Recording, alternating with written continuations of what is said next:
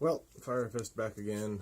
It's been about 15, damn near 20 minutes. Like I said, I wanted to give it plenty of time to cure completely before I unwrap it. I don't plan on using it at the moment, but I'm going to give it a quick test. I wanted to note how sticky this crap is and how much it sticks to everything. Fiberfix tape recommends you use the gloves, and I'll tell you what, if you can see the shininess, I don't know if you can see that or not. Here's the dull part of the glove. See the shininess there? That's all a tar type substance. It actually feels a lot like tar. It's sticky as hell. So I just left the gloves on so you can see that. I mean, you can literally see that shiny tar type. You can see the difference between the two. Shiny, dull. So this stuff is very sticky, and I don't think it ever come off your hand unless you, of course, wore it off or maybe use some kind of solvent, which I don't recommend. Just use the damn gloves. Just smart. So we have our finished Fiberfix repaired potato fork handle. This is a potato fork. It's not very big. It's for harvesting potatoes, or I've used it for removing shingles off the house. But they're really awesome. I can already feel that this stuff is very hard where it overlapped a little bit. Right here I got a little bit of overlap right there. And I can already feel the strength of it.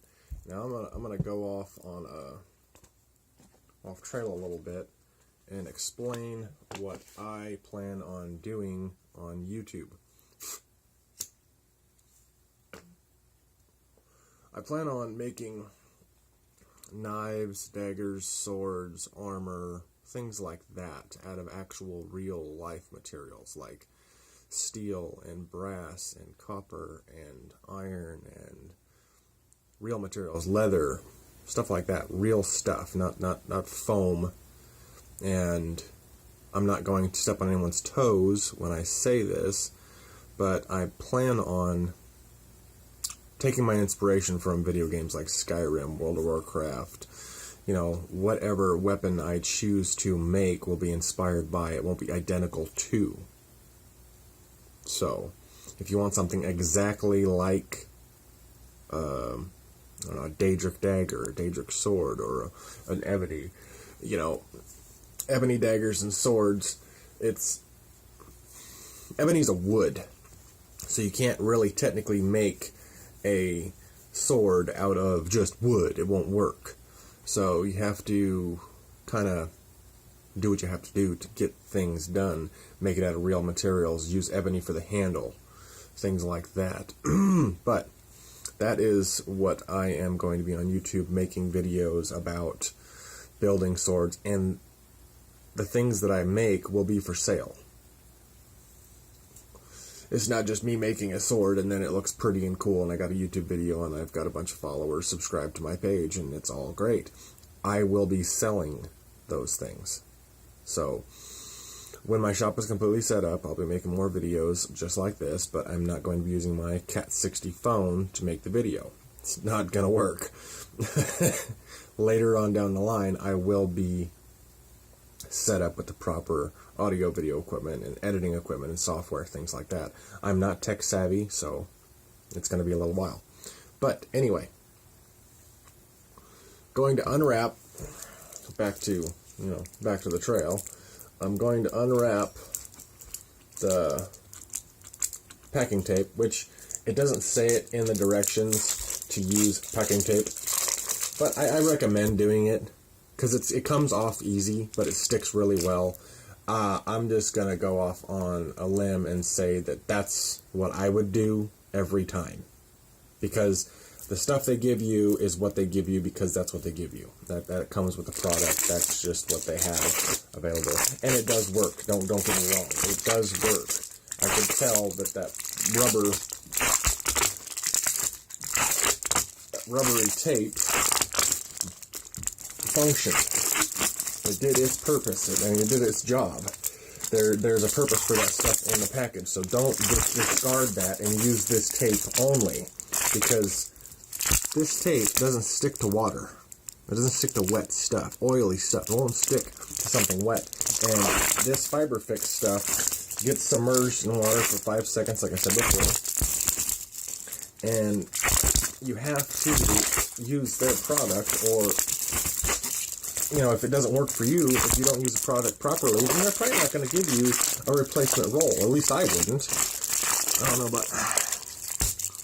know about anybody else, but if I was Fiberfix and somebody didn't use the proper procedure in using their product, I would definitely not send you another roll. If you're an idiot and you decided that, oh, I'm just going to kind of fiddly fart around the beginning part of the process and not do it right, not do it, you know, yada yada yada. I mean, you could lie to them, and then of course only you and God knew. So you'd be an ass. But anyway, all that aside, I'm removing the vinyl tape from the product, and it tears away rather easily, actually, which is kind of nice. So we have finished repaired handle here, and it doesn't say it in the video to use a knife to cut it away, but I put that tape on there. I would definitely consider the possibility of making a very, very light scratch on the packing tape, which that's what I used, to make sure it comes off of there without cutting into the Fiberfix material. I don't think I would make any cuts or gashes in this stuff because it'll weaken it. And it's sticking really well to that stuff. So, the biggest thing I noticed with this handle, because it was totally screwed, my niece's husband was on the roof, and he got a little western with this handle and cracked the hell out of it. My dad probably cracked a little bit, and he probably finished it off. Either way, it doesn't really matter. It's been screwed up, thoroughly cracked, and if anyone else out there knows about fiberglass handles, they are great until you put too much pressure on them. And you put too much pressure on them, they will break, and you will be on your ass. So, when he put too much pressure on it and cracked it and broke it, he was probably on his ass to realize he screwed up.